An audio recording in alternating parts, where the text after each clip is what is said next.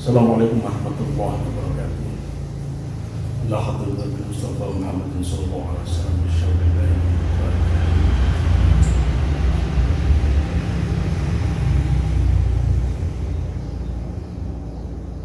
Jadi Al-Fatihah.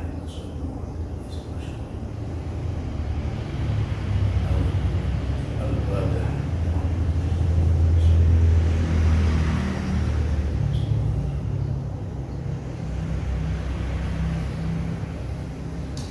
Bismillahirrahmanirrahim. Para sahabat, alhamdulillah ini merupakan hari yang kedua, Ramadan yang kedua. Mudah-mudahan ibadah kita diterima oleh Allah Subhanahu wa Ta'ala. Baiklah para sahabat, para kolega dan para dulur-dulur, baik yang lewat daring ataupun lewat luring online. Kemarin kita membahas kurikulum fit ataupun biodata dari Mbah Hasyim Asy'ari. Kemarin itu hanya 10 menit, tapi sebetulnya biodatanya luar biasa. Perjalanan hidup beliau dari lahir sampai wafat, sampai kembali ke sang Kholik, itu sangat luar biasa biodatanya. Kemarin hanya 10 menit kita cuplikan yang terterang di dalam kitab beliau Adabul Alim wal Muta'allim. Baiklah sahabat-sahabat, marilah kita mulai pembahasan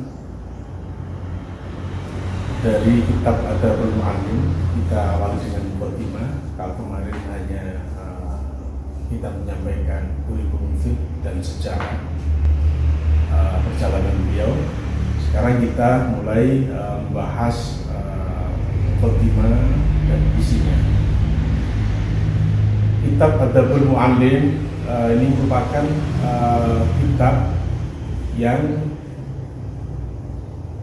sebetulnya dulu Kiai Ibrahim Ibn Ismail sudah menganugerahkan di dunia keilmuan, yaitu kitab Ta'limul Muta'allim, metodologi seorang proses belajar mengajar. Kemudian di era Mbah Hasyim Asy'ari menukilkan kitab Adabul Alim wal Muta'allim pada kami. Bismillahirrahmanirrahim. Alhamdulillah. Beliau mengawali dengan pembacaan Alhamdulillahirabbil alamin. Alhamdu utawi sekai puji iku lillahi kagungane Gusti Allah. Sifate Allah Rabbil alamina, ingkang menguasai, mengirani Tuhan sekalian alam. Mbah Hasyim Asy'ari mengawali kitab dengan pembacaan, dengan dia membaca Alhamdulillahirabbil alamin. Ini merupakan wujud syukur beliau dengan riyadhah yang luar biasa, menukilkan kitab Adabul Alim wal Muta'allim. Makanya muqaddimah beliau menyampaikan dengan Bismillahirrahmanirrahim, Alhamdulillahirabbil alamin. Kemudian dilanjutkan washolatuhu, lan utawi mugi rahmat ta'lim, wassalamuhu lan keselamatan, muga-muga ditunjukkan ala Sayyidina Muhammadin asyrafil mursalin, ala Sayyidina ing atase Gusti Kanjeng Nabi Muhammad asyrafil mursalin, mulya-mulyane para utusan. Jadi beliau Mbah Hasyim tidak hanya mengucap alhamdulillah, tapi mendoakan washolatuhu wa salamuhu, mudah-mudahan rahmat ta'zim dan keselamatan dari Allah dicurahkan kepada Kanjeng Nabi Muhammad Asyrafil Mursalin. Beliau mengutip dengan Asyrafil Mursalin, sebuah bahasa yang halus, sebuah bahasa yang menunjukkan kelas akhlak beliau. Bahasa yang halus, Asyrafil Mursalin, Asyrafil Mursalin, mulyane utusan. Tapi juga wa khataman nabiyyin, Gusti Kanjeng Nabi juga bukan hanya figur yang mulia, yang paling mulia di para utusan, tetapi beliau juga wa khataman nabiyyin dan jadi penutup dari para nabi.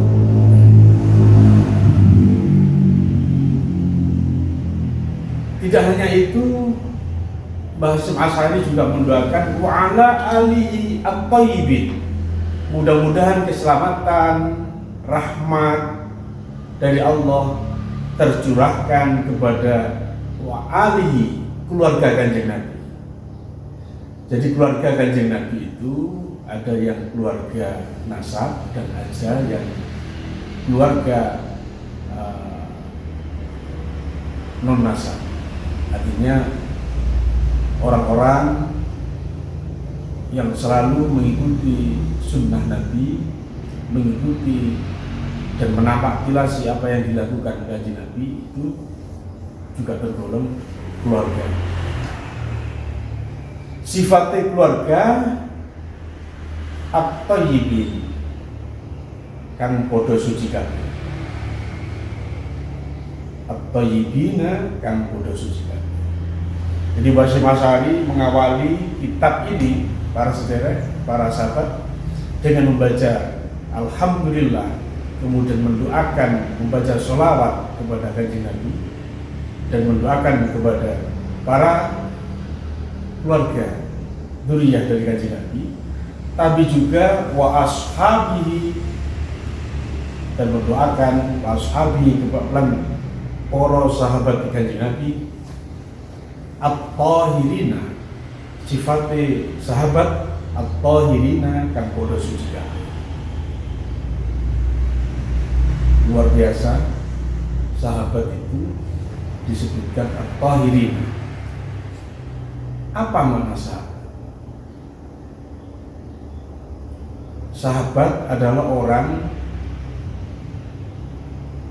yang mengetahui, berteman, dan hidup selalu pada masa Kanjeng Nabi.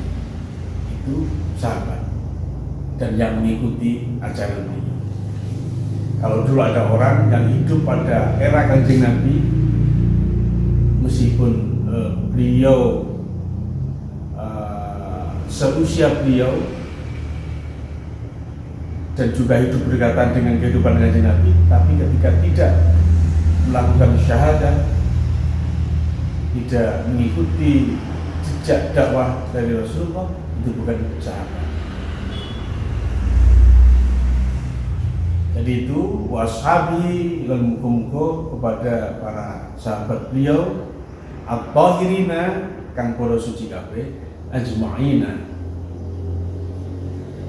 kali sekabian.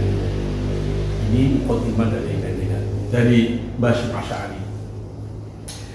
Amma ba'du, para sahabat, para kolega yang kami hormati, setelah mukadimah,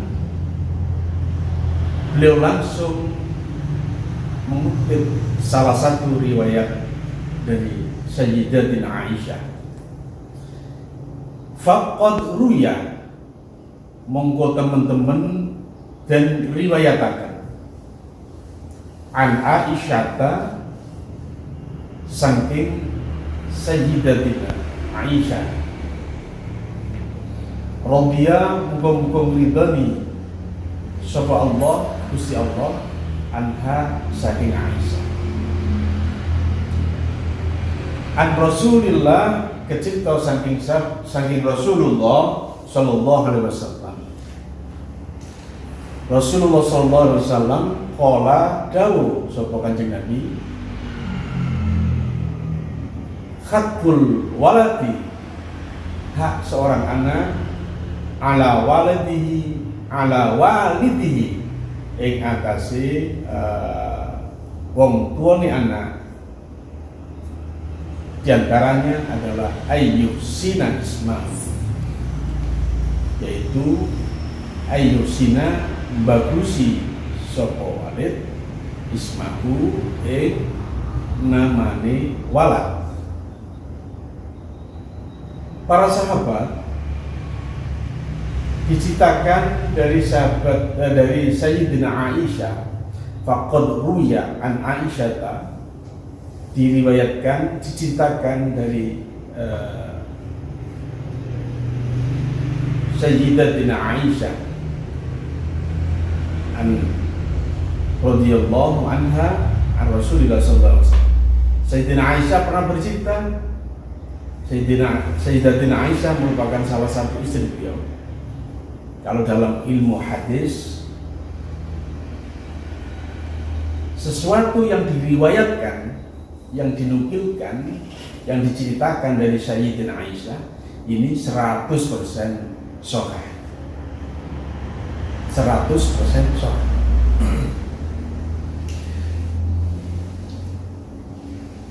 Qala dawuh sapa Kanjeng Nabi, hakul waladi ala walidi, hak seorang anak kepada orang tua, artinya kewajiban orang tua kepada anaknya. Logikanya seperti itu.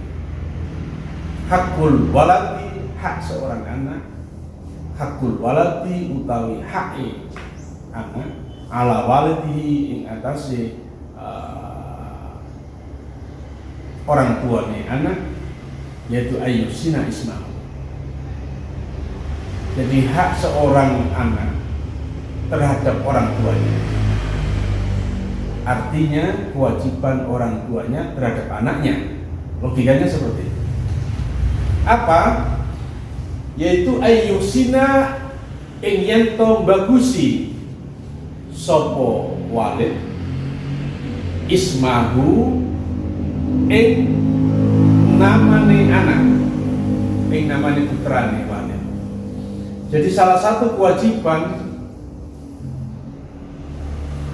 orang tua kepada anaknya ini diterangkan dari hadis Sayyidatina Aisyah, yaitu ayyusina ismahu, yaitu memberikan nama yang baik kepada putranya. Makanya orang tua ketika memilih nama itu pasti ada maksudnya, pasti ada tujuannya, dan tujuan itu pasti tidak ada yang jelek. Tujuan kalau bisa nama itu menjadi salah satu tujuan. Nama karena melekat di pribadi anak.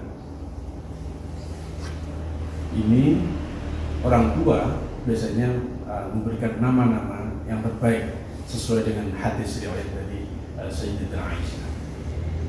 Karena nama merupakan bagian dari doa. Kalau orang Jawa memang menggunakan nama-nama yang relatif bisa mudah untuk memanggil. Kadang-kadang mungkin anaknya kelahiran lahir di hari Rabu, mungkin dinamakan Rabu. Ada yang lahir dari Senin, ya dinamakan dengan nama hari. Apakah itu jelek? Enggak. Itu merupakan salah satu ikhtiar orang tua untuk memberikan nama sebagai titik. dan sebagai doa. Mungkin ada yang orang tua yang memberikan nama Imam Ghazali. Mungkin orang tua berharap kepandaian anak, ketaatan anak kepada Allah ini seperti Imam Ghazali. Mungkin ada orang tua yang memberikan nama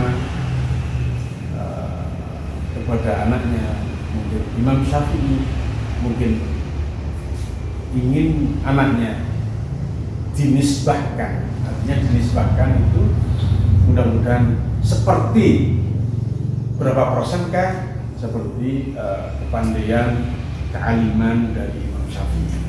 Itu bagian dari kewajiban orang tua terhadap anak, yaitu ayyusina ismahu, memberikan nama-nama yang baik.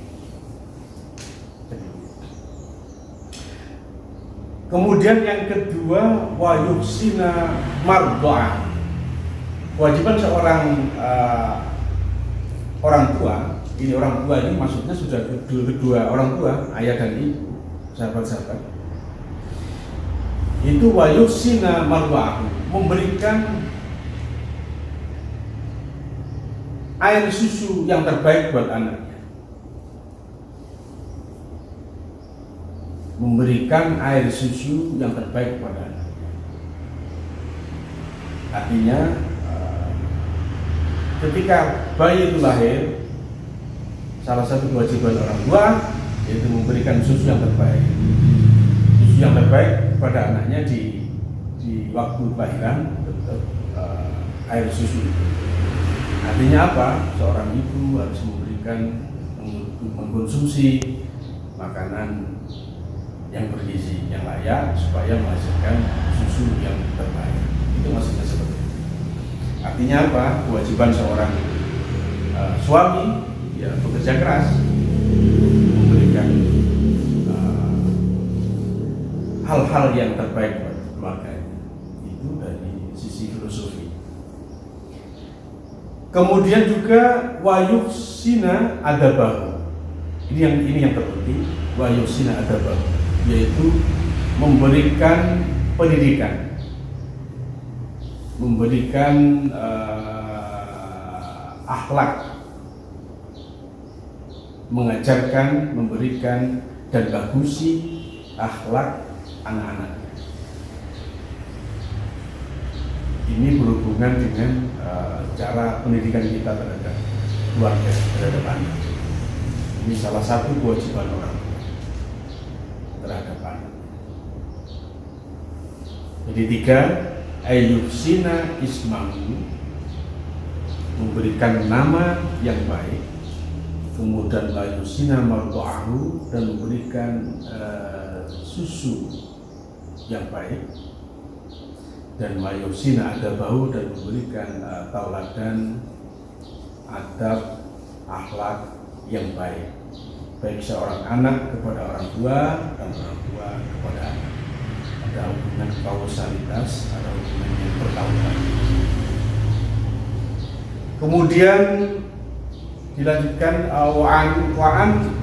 wa'an Ibnu Sirin. Kalau dibaca langsung wa'an Ibnu Sirin, diceritakan wa'an Ibnu Sirin, cerita saking sahabat Ibnu Sirin radhiyallahu muga-muga ngridoni sapa Allah anhu saking Ibnu Sirin, qala dawuh sapa Rasulullah sallallahu alaihi wasallam, kanu yata'allamuna al-huda kama yata'allamuna al-ilma. Diceritakan dari sahabat Abu Sirin,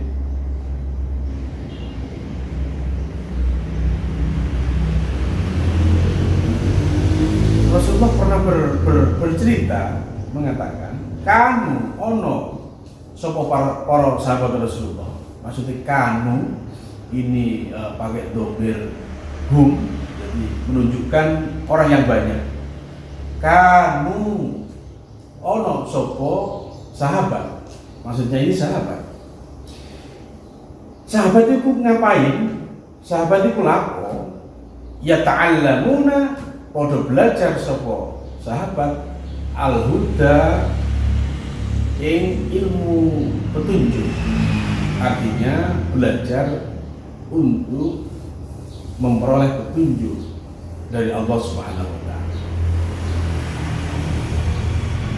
Kama koyo barang ya ta'allamuna, podo belajar sapa para sahabat al-ilma ing ilmu. Para sahabat diciptakan ini juga melakukan pembelajaran, ngaji, mempelajari al-huda, yaitu jalan pitutuh. Maksud jalan pitutuh adalah keilmuan. Keilmuan, ketaatan, dan ijtihad, kesungguh-sungguhan. Itu makna dari al-huda. Kama koyo barang ya ta'allamuna kang podo belajar sapa kok sahabat al-ilma ing ilmu. Jadi petunjuk dan ilmu ini sama-sama dipelajari oleh para sahabat. Maknanya adalah betapa penting, betapa urgent antara ilmu dengan hidayah. Antara hidayah dengan ilmu ini saling support, saling melengkapi. Orang yang berilmu tapi tidak memiliki hidayah, tidak dianugerahi hidayah, tidak dapat. Seperti itu, saling berkaitan. Kemudian selanjutnya Wa'an Hasan Al-Basri kecil saking sahabat Hasan Al-Basri radhiya muga-muga ngridani sapa Allah Gusti Allah anhu saking Hasan Basri. Qala ingkana nalikane ono, ingkana lamun ono,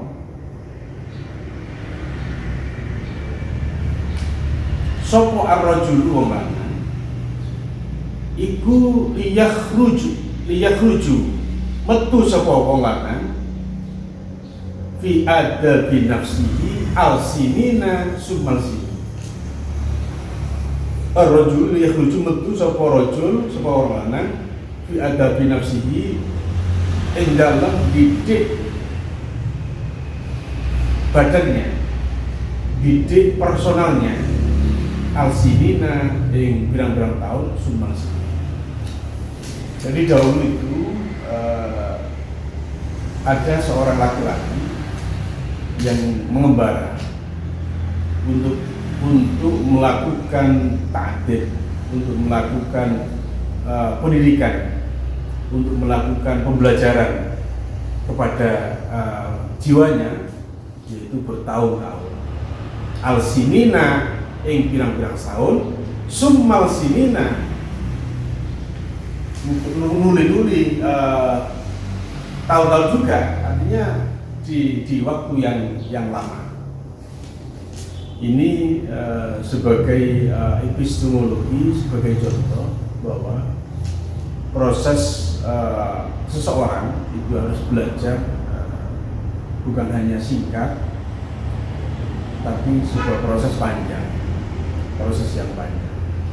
Kalau di proses di pendidikan formal, ya mulai TK, PAUD, SD, MI, MTS, SMP, MA atau SMA atau SMK, kemudian jenjang S1, S2, S3. Ini sebuah proses adab bi nafsi, proses pembelajaran diri. Ketika itu juga di dunia pesantren juga seperti itu.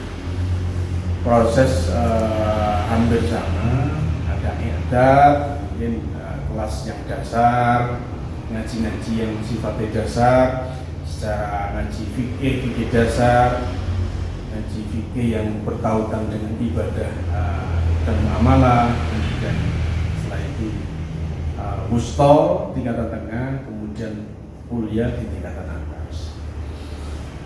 Nah, proses belajar seperti ini itu bagian dari adab nafsi untuk memberikan pembelajaran kepada diri kita, memberikan pelajaran kepada personality mereka, sebuah proses yang panjang. Akhirnya seperti itu, sahabat-sahabat. Sahabat-sahabat, para kolega yang berbahagia, selanjutnya ini ada cerita dari sahabat Sufyan. Wa'an Sufyana ibnu Uyainah, dari sahabat Sufyan ibnu Uyainah radhiyallahu muga-muga ngridani sapa Allah jalla anhu saking Sufyan ibnu Uyainah, anna Rasulullah sallallahu alaihi wasallam, bahwa sesungguhnya Gusti Rasulullah sallallahu alaihi wasallam huwa utawi Kanjeng Nabi iku al-mizanul akbar, bahwa Kanjeng Nabi itu ibarat seorang sosok al-mizan, seorang sosok timbangan, sifatnya timbangan, yaitu al-akbar, timbangan yang akbar. Salah satu dalam Ad-Dibaiyah itu pernah disampaikan bahwa personality dari Kanjeng Nabi karena khuluquhul Quran, bahwa akhlak yang melekat pada diri Kanjeng Nabi adalah Al-Quran. Ibarat kita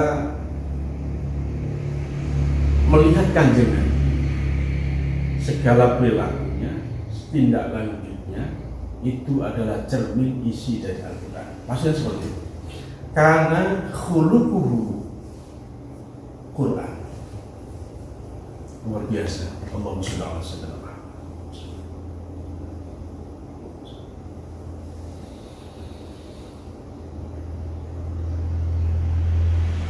Dari Sufyan, sahabat Sufyan ini bercerita, menceritakan bahwa Kanjeng Nabi itu al-mizanul akbar, sosok timbangan, ibarat timbangan, itu sifat timbangan yang akbar. Ini punya makna yang luar biasa, sahabat-sahabat. Ibarat beliau sosok seorang pemimpin ini bisa menerapkan pemimpin yang berkeadilan. Makanya di sini al-mizan, timbangan al-akbar yang luar biasa. Ketika beliau menjadi sosok seorang pengadil, seorang hakim, kalau di sini menceritakan beliau adalah sosok hakim yang adil. Ini al-mizan. Ketika beliau dinisbahkan sebagai seorang pemimpin politik ar-ra'i, beliau bisa menempatkan pada sisi kemasyarakatan. Ketika beliau di dalam lingkungan keluarga, beliau bisa menempatkan pada tempat porsi yang luar biasa. Ini bagian dari al-mizanul akbar, sebuah timbangan yang besar.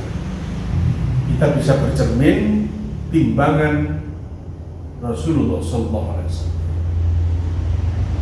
Makanya beliau merupakan sebuah uswah, sosok uswah al-hasanah, sosok yang bisa dijadikan cermin kebaikan. Laqad kana lakum fi Rasulillahi uswatun hasanah. Ini Gusti Allah matur seperti laqad kana lakum fi Rasulillahi uswatun hasanah. Teman-teman, di hadapanmu ada sosok Rasulullah yang bisa dijadikan uswah, cerminan hidup kepada umat. Kemudian dilanjutkan wa alaihi lan ing atase Rasulullah iku tu'radul asya'a, yaitu disematkan banyak hal ala khalqihi ing atase akhlak beliau. Ini maksudnya tadi karena khuluquhul Quran, akhlak yang melekat pada Rasulullah itu cerminan dari isi Al-Quran. Kemudian wasi rotihi, sirroh itu tingkah laku, kehidupan keseharian.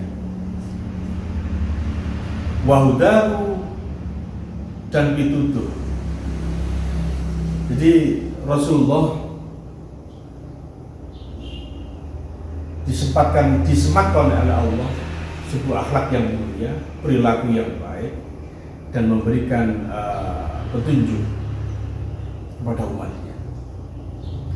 Fama wafaqohwa, fama lan barang wafaqohwa lan nyocoki, fahuwa al-haqqu, fahuwa utawi ma al-haqqu bener, kebaikan ya kebaikan. Wa ma khalafaha, wa ma lan barang khalafaha lan melayani ha ing ma, fahuwa al-batil. Fahuwa mongko utawi ma iku al-batil, al sing batil, al sing salah. Benar-benar salah-salah, hak-hak dan batil-batil. Kemudian selanjutnya Wan Habib Ibnu Asyahid, Wan Habib Ibnu Syahid lan kecerita saking sahabat Habib Ibnu Syahid.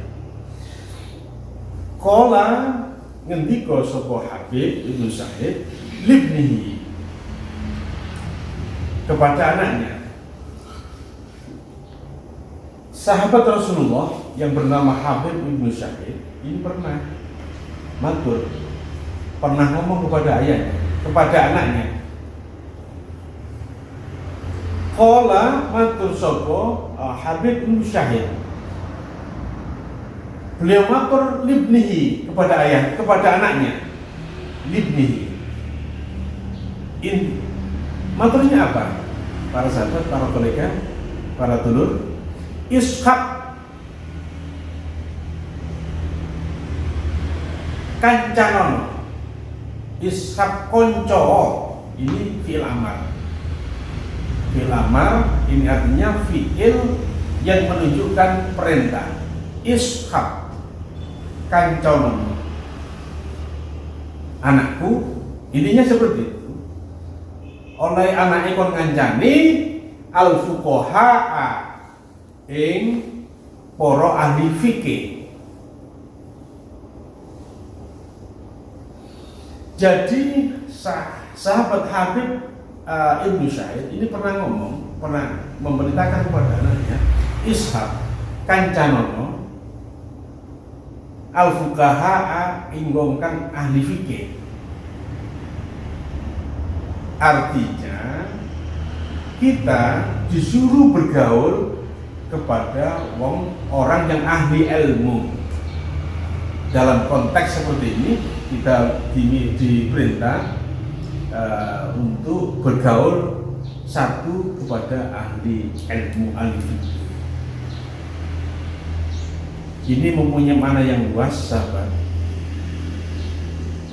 Artinya ketika kita berteman, bukan niat untuk milih-milih, tidak, tapi bertemanlah kepada orang-orang yang baik. Maksudnya seperti itu. Bertemanlah kepada orang-orang yang bisa mendekatkan kita kepada Allah. Bertemanlah kita kepada siapapun yang bisa memberikan maslahah kepada kita. Intinya seperti itu. Wa ta'allam lan belajar sira lan belajarona minhum dari fuqaha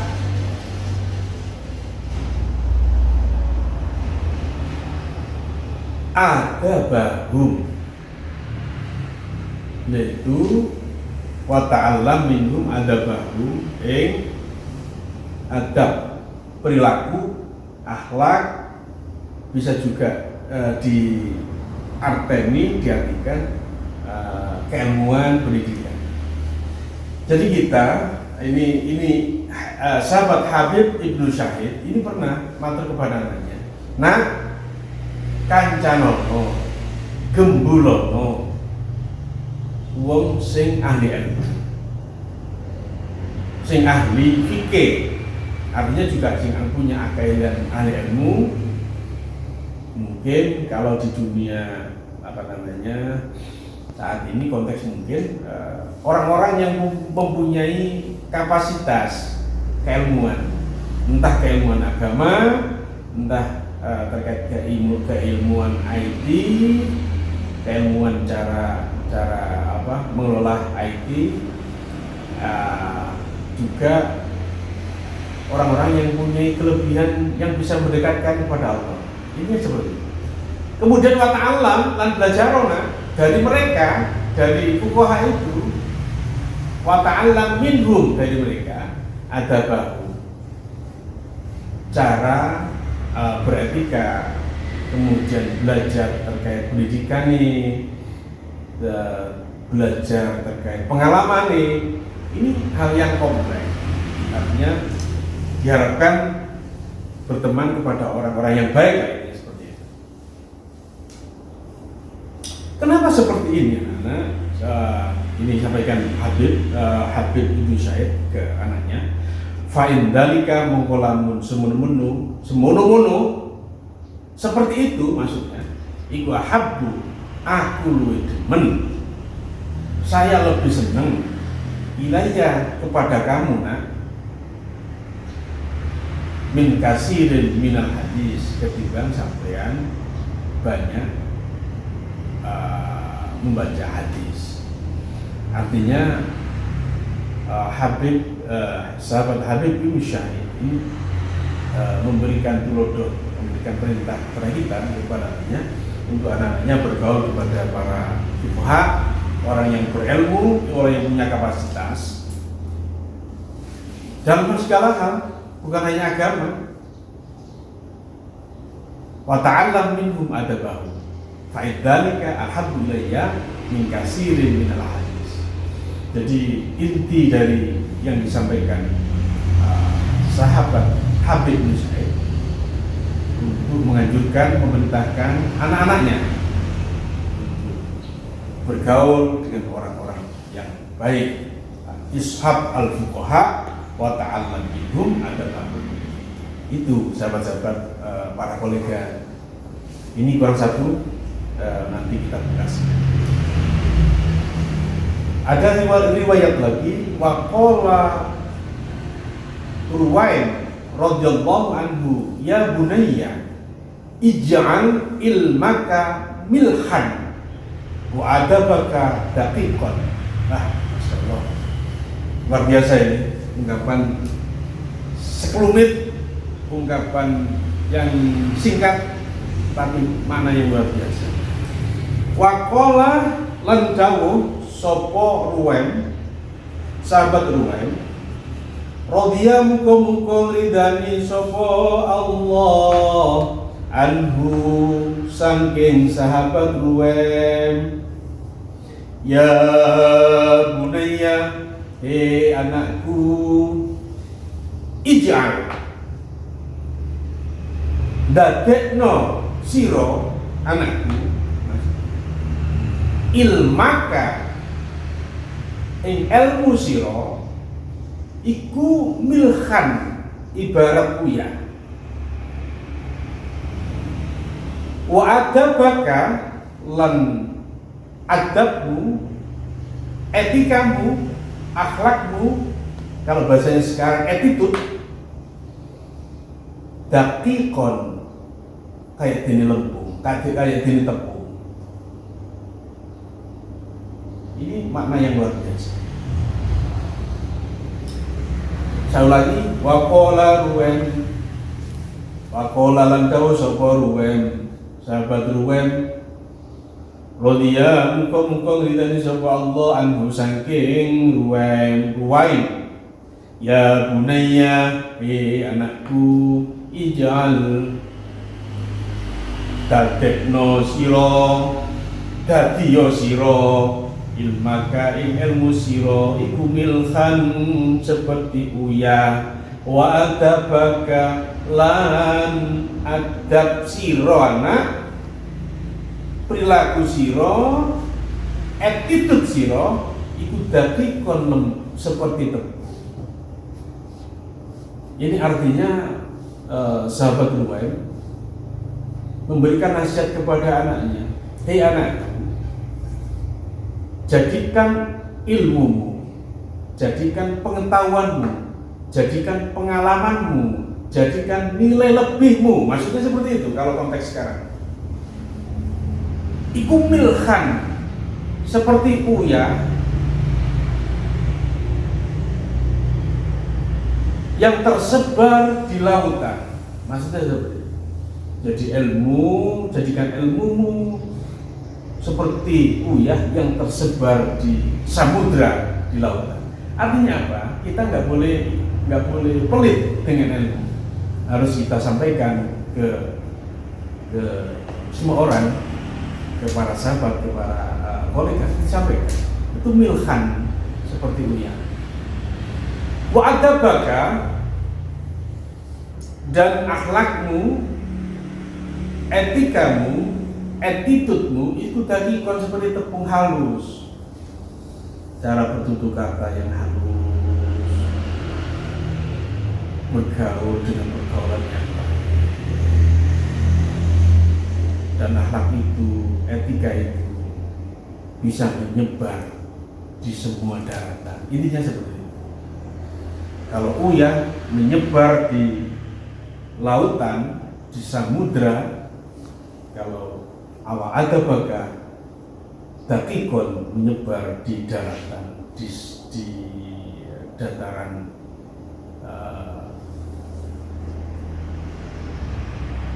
yang luas, di daratan yang luas. Intinya seperti itu. Ilmu untuk selalu diajarkan, dan adab, etika itu untuk selalu diterapkan di lapangan. Baiklah sahabat, alhamdulillah kita sudah selesai di hari ini. Mudah-mudahan apa yang kita sampaikan yang baik, yang berdasar pada kitab, mudah-mudahan memberikan barokah kepada kita. Mudah-mudahan kita dijadikan Allah selalu orang-orang yang manfaat, dijadikan putra-putri kita, putra-putri yang soleh-soleh. Ketemu lagi di isu, mudah-mudahan kita panjang umur dan sehat selalu. Assalamualaikum warahmatullahi wabarakatuh.